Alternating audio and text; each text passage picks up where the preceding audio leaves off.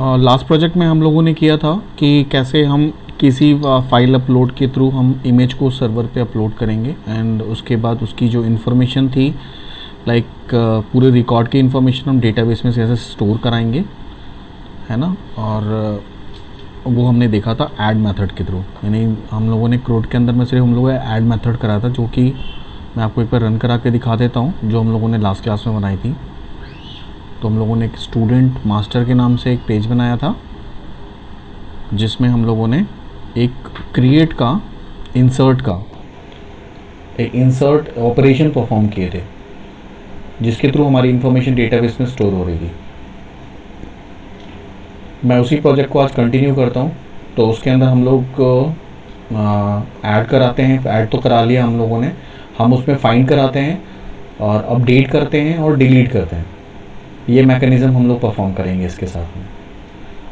तो इसके साथ साथ हम अपना डेटाबेस भी ओपन कर लेते हैं, एसक्यूएल सर्वर मैनेजमेंट स्टूडियो।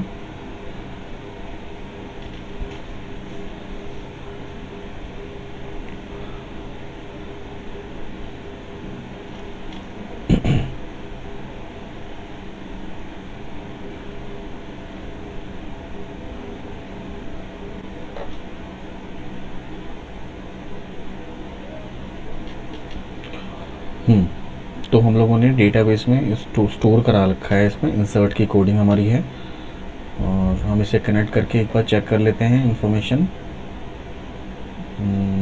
और डेटाबेस का नाम मेरा था emp_db एंड उसके अंदर हम लोगों ने स्टूडेंट के नाम से, स्टूडेंट मास्टर के नाम से एक टेबल क्रिएट करी थी, जिसके अंदर में कुछ कॉलम्स क्रिएट किए थे, roll number, name, class, section and email, student image, right. और हमने वो कुछ इन्फॉर्मेशन भी स्टोर कराई थी डेटाबेस में।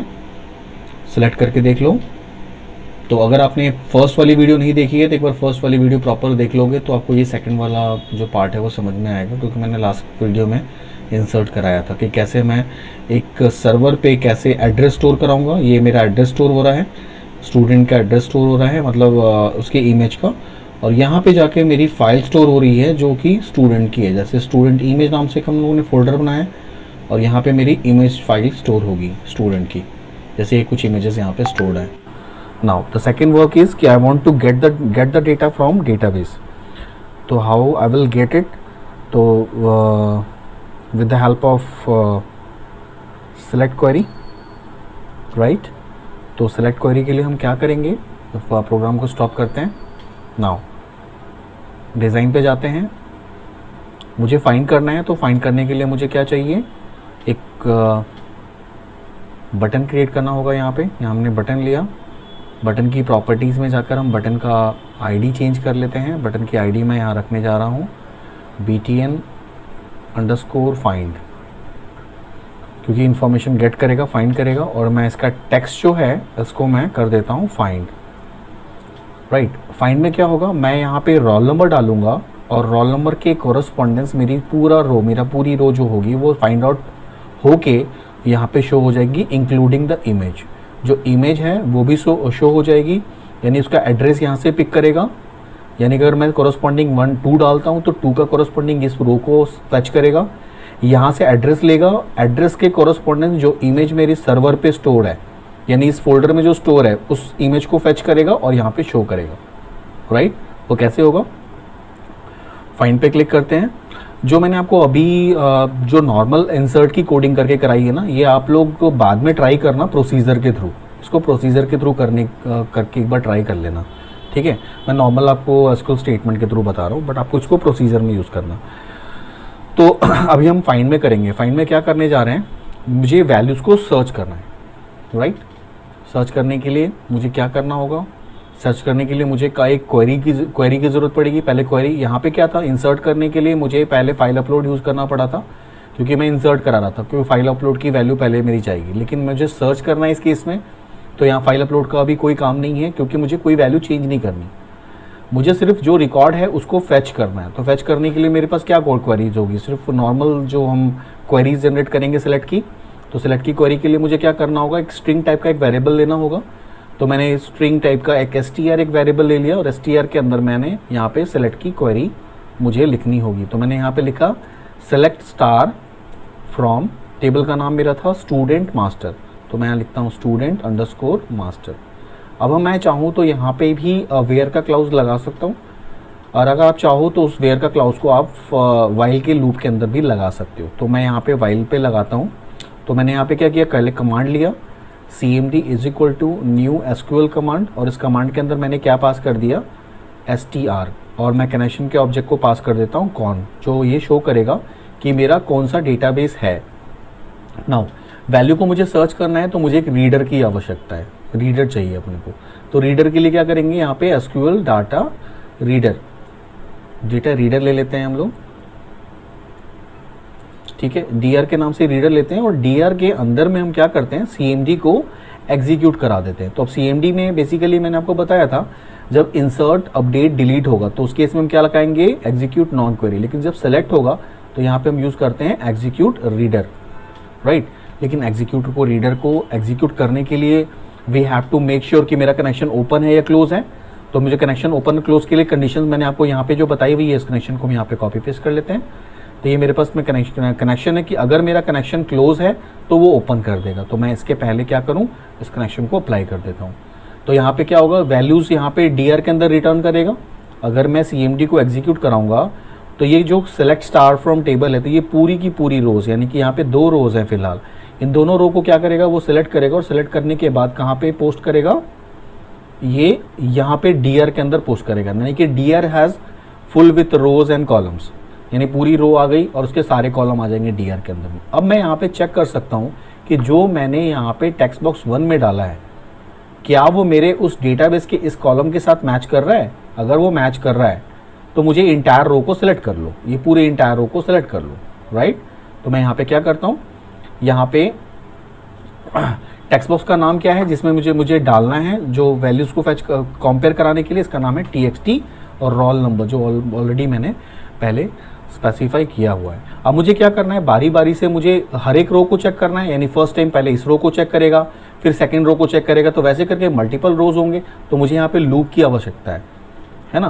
तो लूप में मैं यहाँ पे यूज़ कर सकता हूँ, मेरे पास 2 ऑप्शन है, एक फॉर है, एक वाइल है, एक डू वाइल है, जिसमें मैं समझता हूँ कि डू वाइल तो यूज़ नहीं होगा, क्योंकि डू वाइल के अंदर में पहले स्टेटमेंट हम शो करते हैं, फिर हम कंडीशन चेक करते हैं। वाइल हो सकता है क्योंकि वाइल के अंदर में पहले हम कंडीशन चेक करेंगे, और फॉर लूप भी हो सकता है, लेकिन फॉर लूप के अंदर में हमारे पास कंडीशंस हैं, फिर इंक्रीमेंट डिक्रीमेंट, मुझे वो नहीं कराना है। फाइनली मुझे क्या करना, while is a very suitable for that. तो यहाँ पे वाइल यूज़ करोगे, वाइल के अंदर में हम यहाँ पे क्या करोगे, डीआर हमारा डेटा रीडर है, तो मैं डीआर को चेक करूँगा क्या डीआर के अंदर वैल्यूज़ है। तो उसको चेक करने के लिए मैं यहाँ पे लगाऊंगा dr.read। अगर dr रीड करेगी, यानी कि dr के अंदर अगर एक भी वैल्यूज़ है, एक भी रो है, तभी ये dr रीड करेगा, अदरवाइज dr रीड नहीं करेगा। Got it. क्योंकि अगर टेबल सपोज कर लो तुम्हारा पूरी तरह से ब्लैंक है, तो उस केस में dr रीड नहीं करेगा, वो इस लूप में आएगा ही नहीं, वो सीधा बाहर निकल जाएगा। तो आपके जो एफर्ट्स हैं वो नहीं लगने वाले। तो एफर्ट्स तब लगेंगे जब उसके अंदर एक भी रिकॉर्ड है। क्यों? क्योंकि जब मैं आप किसी चीज़ के लिए फाइंड आउट करने जा रहे हो और उस टेबल में वैल्यू ही नहीं है, तो आपका अननेसेसरी फाइंड करने का तो कोई मतलब नहीं बनता है, राइट। तो मतलब आपका तब बनता है जब उसके अंदर रिकॉर्ड है।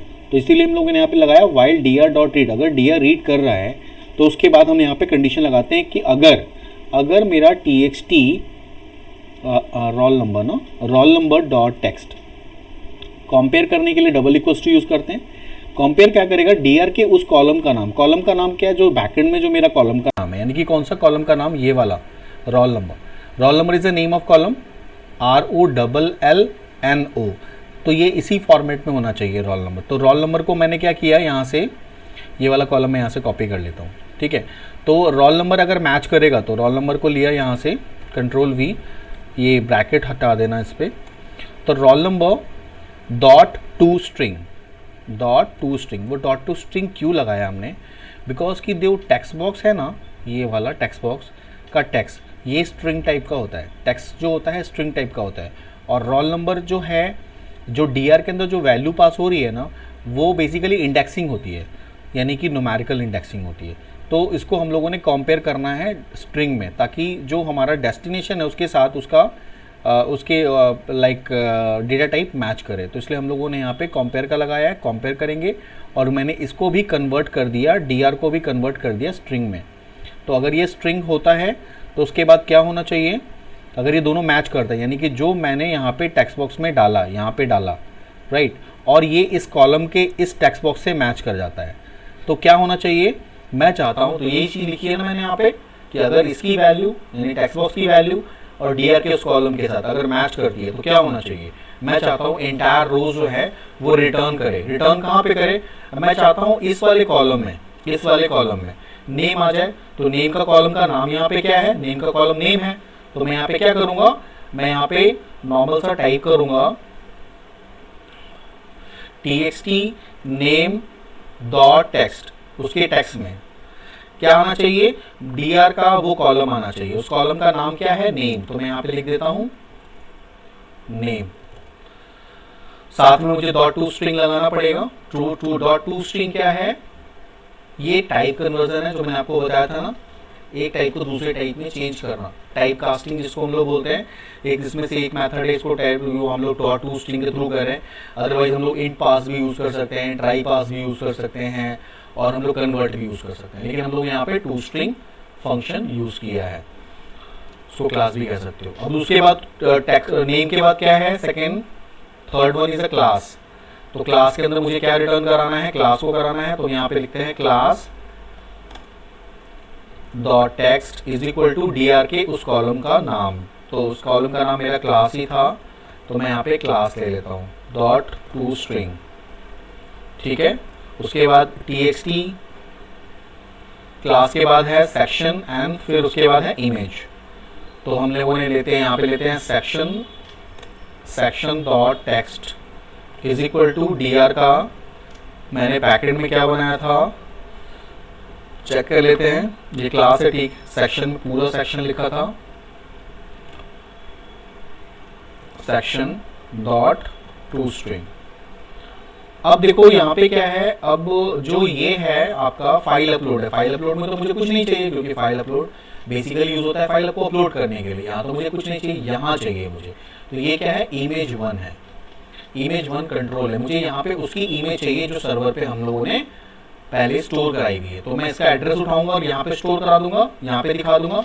उसके लिए मैं लिखूंगा इमेज वन जो उसका नाम है डॉट इमेज URL, उसका एड्रेस इज इक्वल टू क्या हो जाएगा, डीआर का उस कॉलम का नाम जहां पे मैं उसकी इमेज को स्टोर करा रहा हूँ, उसका नाम क्या था, स्टूडेंट इमेज, आई थिंक, या स्टूडेंट IMG। तो मैं यहाँ पे क्या लिखूंगा, student underscore IMG dot to string, that's it. ये मेरे सारे कॉलम हो गए। अब फाइनली मैं क्या करूं, फाइनली मेरा ये हो चुका है, वाइल हो चुका, एक कंडीशन लगा दिया है मैंने, अगर मैं चाहूँ तो यहाँ पे एल्स लगा सकता हूँ। अगर मेरी वैल्यू मैच नहीं करती है तो उस केस में मेरे पास में क्या आना चाहिए, रिस्पॉन्स डॉट राइट में एक मैसेज शो कर दे लेबल पे ही, लेबल हमने लिया था शायद वहाँ पे, रिस्पॉन्स डॉट राइट में अगर आप लेबल पे शो कराना चाहते हो, हाँ लेबल लिया रखा है हमने, लेबल वन, तो मैं रिस्पॉन्स डॉट राइट की जगह पे यहाँ पे लेबल पे ही प्रिंट करा देता हूँ, this is label one dot text is equal to data not found. Obvious सी बात है, अगर डेटा मेरे को नहीं मिलता है तो मैं डेटा नॉट फाउंड का मैसेज आ जाए। उसके बाद ये वाइल है, वाइल के बाद मुझे क्या करना है, डीआर को क्लोज करना है, क्योंकि अगर हम डीआर को क्लोज नहीं करेंगे तो कनेक्शन फिर से वापस रीओपन हो जाएगा। मतलब डेटा एक्चुअली क्या है, डेटा रो जो है वो एक तरह से आपका ऑब्जेक्ट क्रिएट करेगा जिसके अंदर में टेबल की पूरी इंफॉर्मेशन स्टोर होगी, यानी कि यहाँ पे दो रोज हैं, दोनों रो हमारे डीआर के अंदर लोड होंगे। तो उसको हम लोगों ने क्या किया, यहाँ पे उसको यहाँ से क्लियर कर दिया, काम होने के बाद अपने क्या किया, क्लियर कर दिया, फिर वापस अपने कनेक्शन को क्लोज कर दिया, connection close, that's it. This is my code through which we can get the data from database. तो अब इसको रन करा के देखते हैं।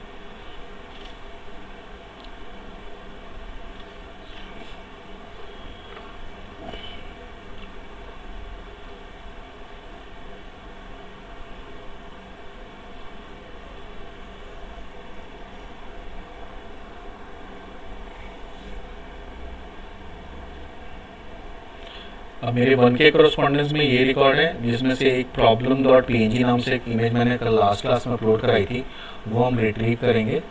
तो मैं रोल नंबर यहाँ पे पुट करूँगा, रोल नंबर मैंने यहाँ पे 1 किया, 1 करने के बाद मैं यहाँ पे फाइंड पे क्लिक करता हूँ। तो आप देखो 1 के कोरस्पॉन्डेंस हमारी रिकॉर्ड यहाँ पे शो हो गई, ठीक है। अगर आप एक चाहो तो क्लियर नाम से भी बटन बना सकते हो। 2 के रिकॉर्ड को देखना है, फाइंड करोगे तो 2 के कोरस्पॉन्डेंस में पूरी रिकॉर्ड आ गई, देखो उसकी इमेज के साथ में, यानी कि डेटाबेस में जो भी मेरी इन्फॉर्मेशन स्टोर थी वो सारी मेरी रिट्रीव हो चुकी है।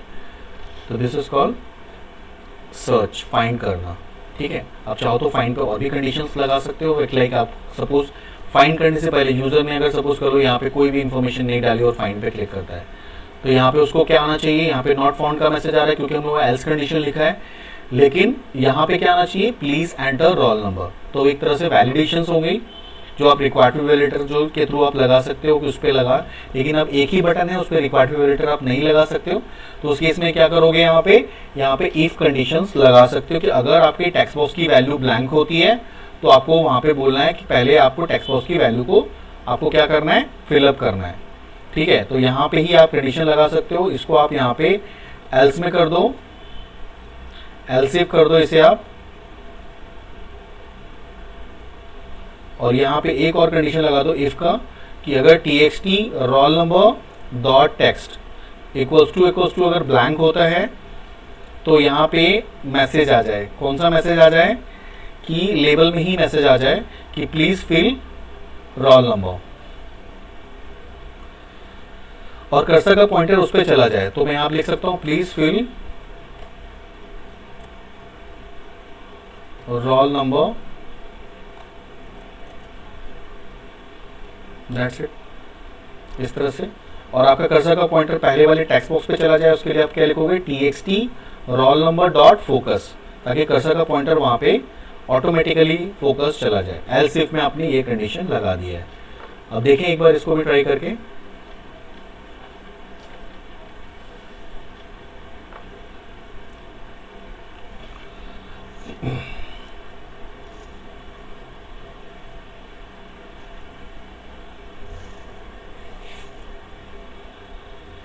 समझ में आ रहा है आप लोगों को? Yes sir. हाँ सर आ रहा है। देखो अभी क्या है, रोल नंबर हम लोगों ने नहीं इनपुट किया है, और रोल नंबर नहीं इनपुट किया, मैंने यहाँ पे फाइंड पे क्लिक करता हूँ मैं, तो देखो मेरे पास क्या आ रहा है, यहाँ पे आ रहा है प्लीज फिल रोल नंबर, और मेरा कर्सर का पॉइंटर कहाँ चला गया, ऑटोमेटिकली यहाँ चला गया। अब मैं यहाँ पे रोल नंबर डालूंगा 2 और मैं फाइंड पे क्लिक करता हूँ तो मेरे पास में 2 का रिकॉर्ड आ गया। ठीक है ना। डेटा नॉट फाउंड का इसलिए आ गया क्योंकि डेटा नॉट फाउंड का पहले से ही आपका वो कॉल कर रहा था, तो यहाँ पे आपको रिटर्न यूज करना पड़ेगा एक बार। जब आपका फाइंड हो जाता है ना तो आपकी वैल्यू को यहाँ से रिटर्न करा दे, तो यहाँ पे आप एक बार ना लिख लोगे रिटर्न, तो ये ऑटोमेटिकली क्या करेगा, कर्सर का पॉइंटर यहाँ से चला जाएगा। जब वो फाइंड कर लेता है तो यहाँ पे भी एक बार रिटर्न लिख लोगे दोनों जगहों पे, यानी कि जैसे कोई भी कंडीशन अगर सेटिस्फाइड होता है या इफ होता है या एल्स होता है तो उसके बाद वो रिटर्न कर लेगा और लूप से बाहर आ जाएगा, तो इस तरह का मैसेज आपको दोबारा नहीं शो होगा वहाँ पे। ठीक है, और उसके बाद मैं करना चाह रहा हूँ डिलीट का कराना है मुझे, पहले मैं अपडेट कर लेता हूँ। एक बार एक और बटन ले लिया हमने, इसकी प्रॉपर्टीज में जाकर मैंने इसका कर दिया btn अपडेट। ठीक है, और टेक्स्ट में इसको कर देता हूँ अपडेट। अब मुझे क्या करना है, वैल्यूज को अपडेट करनी है। क्लिक किया, अपडेट के लिए आप सेम मैकेनिज्म यूज कर सकते हो, ये वाला जो हम लोगों ने किया था, क्योंकि अपडेट में भी क्या होगा, अपडेट में भी हम दोबारा से उसकी इंफॉर्मेशन को अपडेट करेंगे, यानी फाइल को भी अपडेट कर सकते हैं हम लोग, है ना। तो फाइल को भी अपडेट करेंगे तो फाइल की इंफॉर्मेशन भी वहाँ पे जाएगी। तो मैंने यहाँ पे अपडेट में यहाँ पे उसको पेस्ट कर दिया। अब देखो यहाँ पे भी पाथ लेंगे अगेन, और अगेन वो क्रिएट होगा, और अगेन यूज़र जो है उसको अपलोड करेगा, और यहाँ पे अपडेट की क्वेरी हम लोग लिखेंगे। ठीक है, तो अपडेट तो मैं पूरा इंटायर रो कर रहा हूँ सिर्फ आप रोल नंबर के भी यहाँ पे। तो यहाँ पे क्वेरीज आएगी अपडेट, टेबल का नाम क्या था, student master, update student underscore master set name equals to single quote double quotes, और नेम की वैल्यू किस में है, txt नेम के अंदर में है, डॉट टेक्स्ट प्लस इसकी वैल्यू के लिए double quotes plus double quote single quote, ये पहला कॉलम हो गया। ठीक है, जिसका नाम है नेम। तो सेकंड कॉलम हम फिर एस्टैब्लिश करेंगे, तो उसके लिए अगेन हम क्या सेकंड कॉलम का नाम लेंगे, the second column is class, I think so class है, एक मिनट, यस क्लास है। तो मैं यहाँ पे लेता हूँ सेकंड कॉलम में class is equal to single quote double quotes plus उसकी वैल्यू के लिए txt क्लास डॉट टेक्स्ट, यानी कि अगर वो चाहे तो क्लास की भी इंफॉर्मेशन को चेंज कर सकता है। And the third one is a section, section is equal to single quote double quotes plus section की वैल्यू किस में आ रही है, txt सेक्शन डॉट टेक्स्ट में आ रही है आएगी, plus double quote single quote. ये तो मेरे हो गए 4 कॉलम, 1 2 3 4 कॉलम हो गए।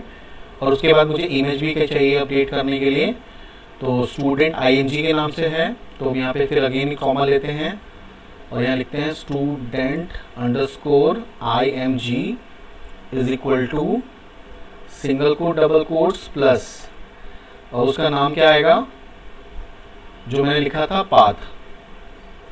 पाथ लिख दिया plus double quote single quote. अब यहाँ पे हम क्या करेंगे, वेयर का क्लाउज डालेंगे। वेयर क्या, where roll number is equal to single quote double quotes plus roll number की वैल्यू मेरी किस में जा रही है, txt roll number dot text में जा रही है plus double quote single quote, ठीक है। एंड वापस क्या आ जाएगा आपका डबल कोट। तो इस तरह से आप इसको लिख सकते हो, आप चाहो तो इसको आप इस तरह से मल्टी लाइन में कर सकते हो ताकि आपको एक ही जगह पे सारी चीज़ें नज़र आ जाएं। तो हमारा टेक्स्ट बॉक्स हो गया, क्लास हमने कर लिया, मतलब मैंने एंटायर रो को अपडेट करा दिया, राइट। और उसके बाद सेम आएगा, कमांड आएगा, कनेक्शन आएगा, ये सारी चीज़ें, और डेटा अपडेटेड का मैसेज आ जाए, अपडेटेड का मैसेज यहाँ पे आ जाएगा, ठीक है। और आपकी जो अपडेटेड इमेज होगी वो भी आपकी शो हो जाएगी। सो हम उसको रन कराते हैं।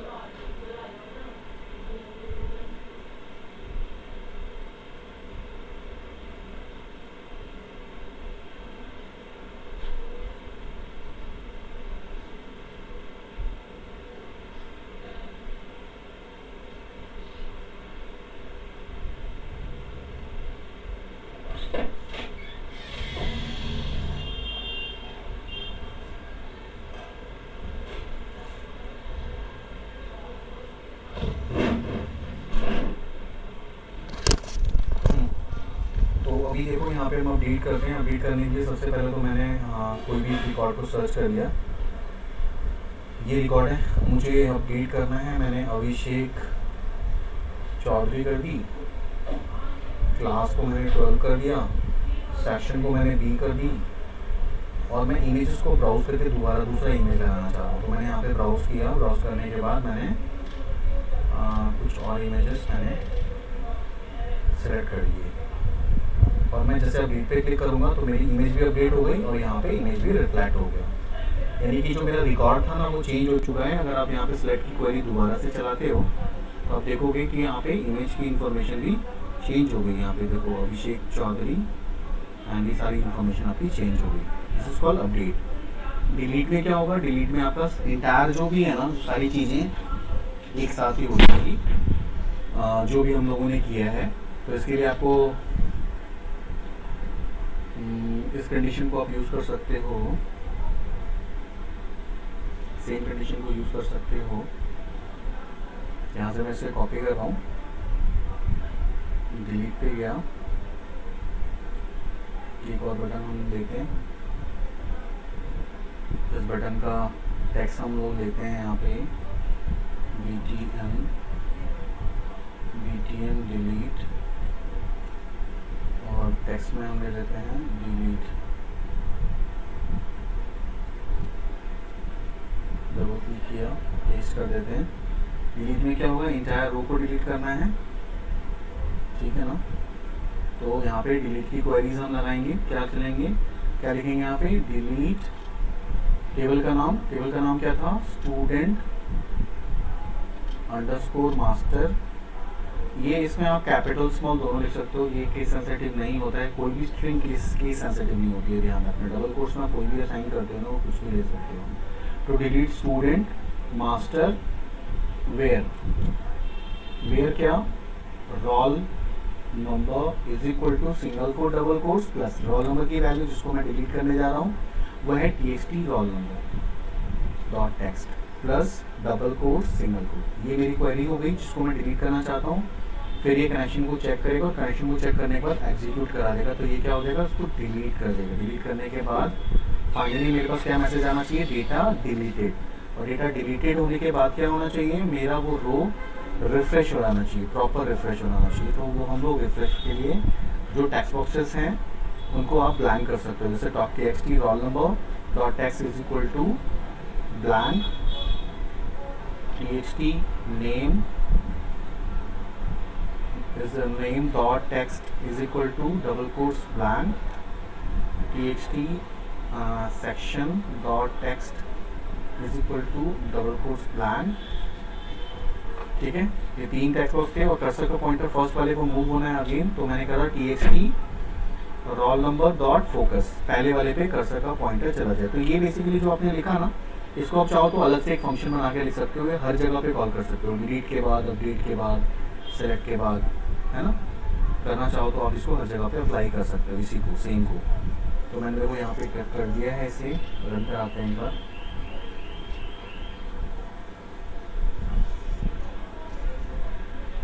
इमेज की वैल्यू भी आप चाहो तो नल कर सकते हो। तो image one dot image URL is equal to refresh कर दोगे तो इमेज जो हमारा लोड अभी हमने कराया है, लास्ट वाला जो कराएंगे वो रिफ्रेश हो जाएगा। तो यहाँ पे रिकॉर्ड को अपडेट कराने के लिए, डिलीट करने के लिए सिर्फ नॉर्मली आपको क्या लिखना है, टेक्स्ट बॉक्स का रोल नंबर लिखना है।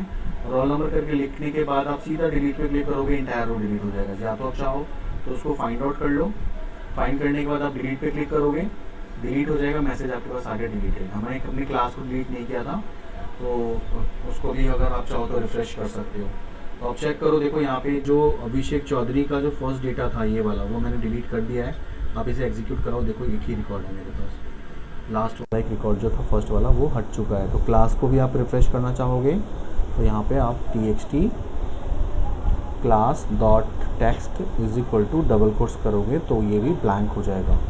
ठीक है, और अब चाहो तो इसको, ये पूरे कोड को ना, जो रिफ्रेश वाला कोड है यहाँ से कट करो और नीचे एक पब्लिक या वॉइड फंक्शन बना लो। जैसे हमने वॉइड ब्लैंक नाम से एक फंक्शन बना लिया, प्राइवेट प्रॉपर्टी, और जिसके अंदर मैंने इसे रख दी। अब मैं इसको कहीं पे भी यूज़ कर सकता हूँ। मैंने यहाँ पे क्या लिखा, मुझे ब्लैंक करना है, तो मैंने यहाँ पे एक ब्लैंक कॉल कर लिया। तो यहाँ पे जैसे मैं ब्लैंक कॉल करूँगा ये मेथड कॉल हो जाएगा और ये ऑटोमेटिकली ब्लैंक कर देगा। अब मैं चाहता हूँ डिलीट के बाद भी ब्लैंक हो जाए, तो ये मेरा डिलीट मेथड है, फाइंड है। डिलीट कहाँ गया, अच्छा डिलीट में तो मैंने कर ही दिया अभी, ठीक है ना। सेव होने के बाद भी आप चाहते हो कि वो ब्लैंक हो जाए, तो यहाँ पे ब्लैंक को कॉल कर लो, ठीक है ना। तो एक से ज़्यादा जगहों पे आप इस तरह से कॉल कर सकते हो। और आप चाहो तो एक रिफ़्रेश के नाम से एक बटन अलग से बना सकते हो जिसमें आप उसको ब्लैंक कर सकते हो। मैंने यहाँ पे रिफ्रेश कर दिया और यहाँ मैं इसका नाम ले लेता हूँ btn रिफ्रेश।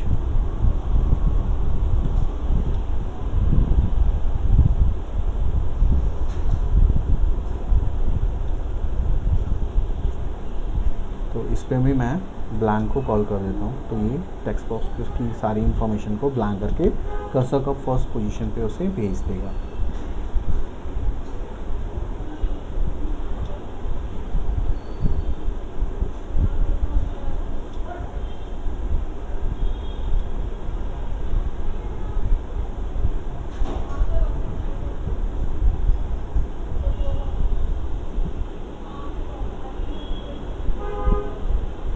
देखो फर्स्ट वाला, सेकंड रिकॉर्ड मेरे पास है, मैंने फाइंड किया, फाइंड हो गया। अब मैं रिफ़्रेश पे क्लिक करूँगा तो ये रिफ़्रेश हो गया, फर्स्ट पॉइंटर इस पर आ गया मेरे पास। तो सेम वो डिलीट के पास भी अप्लाई हो चुका है, अपडेट पे, सॉरी सबमिट पे भी आपने अप्लाई करा है, तो सबमिट होने के बाद भी डेटा को रिफ़्रेश कर देगा। जैसे वन नाम का रिकॉर्ड नहीं है अब इसमें, दोबारा से मैं वन नाम का रिकॉर्ड यहाँ पर डालता हूँ मैं, और एक मैंने नई फाइल चूज़ करी है, कुछ भी एक ले लेते हैं और मैं ऐड पे क्लिक करता हूँ। जैसे मैं ऐड पे क्लिक करूँगा 1 राम का रिकॉर्ड मेरा स्टोर हुआ, उसके कॉरस्पॉन्डेंस एक पिक्चर आ गई और मेरा जो टेक्स्ट बॉक्स पूरी फील्ड ब्लैंक हो चुकी है, रोल नंबर पे कर्सर का पॉइंटर चला गया। ठीक है, तो अब देखो ये हर जगह पे आपका रिफ्रेश इस तरह से यूज़ हो सकता है। क्लियर है इतना सारा जो भी मैंने आपको अभी बताया? Yes sir. कोमल क्लियर है? हाँ जी सर। ठीक है, तो इसको आप लोग अप्लाई करो। अप्लाई करने के साथ साथ अब क्या करोगे, जो मैंने नॉर्मल क्वेरीज के थ्रू बताया है, आप लोग इसको एक बार ट्राई करोगे प्रोसीजर के थ्रू। ठीक है, स्टोर्ड प्रोसीजर जो मैंने आपको बताया था ना, इंसर्ट अपडेट डिलीट का प्रोसीजर बनाना है। तो नॉर्मली आपको क्या करना है, ज़्यादा एफर्ट्स नहीं लगाना है उसके अंदर में। जो भी आपने यहाँ पे जो हम लोग लिख रहे हैं ना, डायरेक्ट क्वेरी लिख रहे हैं, इसकी जगह पे प्रोसीजर का नाम आ जाएगा। यहाँ पे प्रोसीजर का नाम आ जाएगा और उसके बाद कमांड का जो CMD का जो टाइप है हम स्टोर प्रोसीजर बताएंगे और इसके साथ हम लोग प्रोसीजर के पैरामीटर को पास करेंगे और बाकी की सारी कोडिंग वैसे ही होगी जो है। मतलब सिर्फ यहाँ पे 2-3 लाइनों में अंदर में चेंजेस होने हैं। जो हम लोगों ने ये 2 लाइन लिखी है इसमें चेंजेस होने हैं आपको। ठीक है, क्वेरीज यहाँ पे नहीं जाएगी।